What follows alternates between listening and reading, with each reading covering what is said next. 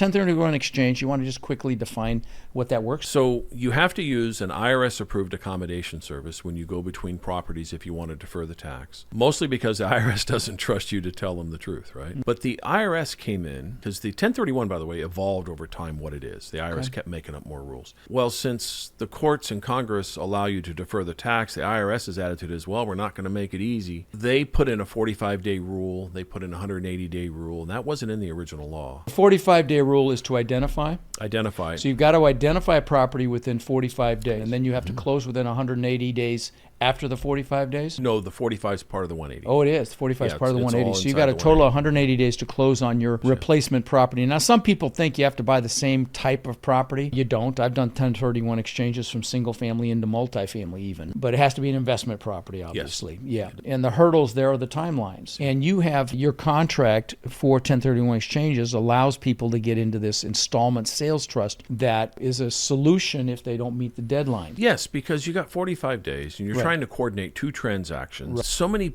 of these fail because things don't line up, the ratios of financing and everything else. I think they're a mistake because you're under the gun to identify a property, and very often you can overpay for that property because you're so under the gun to get one. I don't particularly like the 1031 exchange any longer.